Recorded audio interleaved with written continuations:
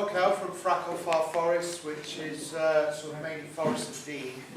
I only live 300 metres from the Herefordshire border though, so it doesn't take me long to come into this county. And the south of this county was, until about a month ago, licensed for potential fracking. What happened is, through a combination of not being able to raise the finances and also public pressure, they conceded that was a factor, or at least one of them did. The companies pulled out. So we're currently frack free now. This was after about a year of campaigning, but we managed to achieve this result. Lots of people involved. What has actually happened now though is that there's a local plan going out in Gloucestershire, which is basically going to give an open door to frackers for future fracking applications. We have to oppose that, but the problem is planning law is rigged. It's completely rigged. So even if the council was pull out the stops and turn down the application, the government can overturn it. And this is what happened in Lancashire. Was it yesterday? And so local democracy basically counts for nothing. 180,000 signatures on a petition. Over 20,000 letters of objection. Lancashire County Council said no. The government said yes and overruled them. So yeah, it's a mixed bag. What's interesting though, in Nottinghamshire this week, there was an application, and this is on a former site which was used for bomb testing. So there was a sort of unexploded ordnance being found on this site. But they want to frack there, and the Environment Agency said there's no problem. So the council was all set to sort of, they couldn't find an argument against it. And then Friends of the Earth, at the last minute, their legal team stopped, postponed it, because they discovered a deed of covenant dated from 1969 that said that no noisy activity could take place on the site. So that was a sort of freaky quirk, and they've got like 5 weeks while it's suspended while they look at this legal evidence. So that is a delaying tactic. They managed to delay it in that case, but there are human rights. There's various judicial reviews going on which concern the Human Rights Act. So there are legal challenges that should be supported if they've been crowdfunded. There's several going on, 2 in Lancashire, 1 in Yorkshire. But at the end of the day, it is rigged. The planning system is rigged when it comes to fracking. There's one more point though that has got validity for those of you who are choosing to lobby your councillors at the Minerals and Planning Authority at Hereford Council, which is that a council are able to overturn planning applications on non-statutory planning grounds. And it's very unusual, but the way that they can do that is by saying that they have no faith in the regulatory authorities. That would mean a lot of very early action, which is basically they contact the Environment Agency, they contact Highways, they contact the Health and Safety Executive. They ask what their procedures are and their timings are and what resources they have available in order to monitor the industry. The statutory agencies don't have the resources. The redundancies, particularly in the Environment Agency and the Health and Safety Executive, have been huge.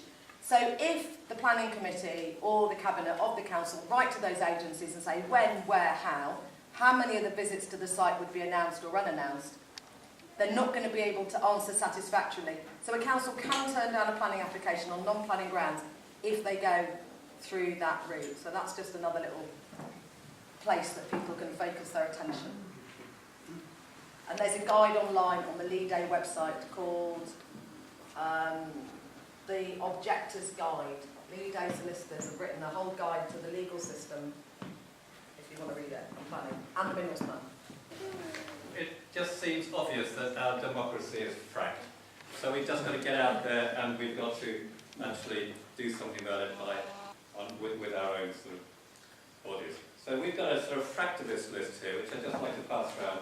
If anybody would like to sign it, put your name, email and phone number, then we can call you if we need to get a bus together to go to Lancashire or Yorkshire or Somerset or anywhere that there's some action. So please sign it and tell people about it, pass it around if you can.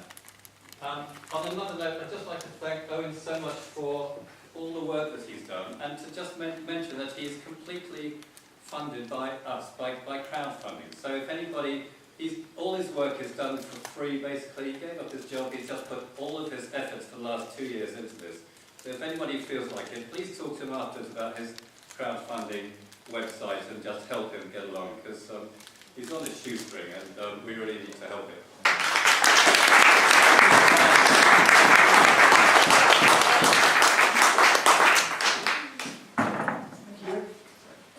I want to ask a question actually. How many people have switched to a green energy supplier for gas and electricity? Great. So if you've still got any attention left there, maybe your mum, brother, sister, uncle, niece, nephew, children, grandchildren, neighbours and colleagues might like your support and hear how great your experience has been with having sustainable gas and electricity in your home. And how many of you are sort of actively trying to just use less? All of us, more or less. It's all about using less. Less petrochemicals, buying less, using less, reducing our dependency on the petrochemical industry. And what's great about this event this weekend is that it's the launch of a whole sustainable energy festival and events. And so everybody can really sort of engage in those issues, and I think it's really good timing. So that was just me just doing a little bit of market research, actually. I'll just say, an initiative, what we're trying to do in the Forest of Dean is, because we know that we've got very fragile aquifers, that's the coalfield and limestone. So what we're trying to do is get the Environment Agency, because within documents that we've researched that they published 10 years ago, they can see that they are very vulnerable for very quick spreading water pollution. So we're getting our local authority, district council, we're trying to work on getting them to ask the Environment Agency as a statutory body to try and make the whole area a safeguard zone. That's just one angle we're going at too, because that way that might sort of put people off trying to frack it. I would just add to that and say the Committee on Climate Change has come out and advised governments that we shouldn't be fracking the gas and burning it unless we have carbon capture and storage. You can't get more unequivocal than that.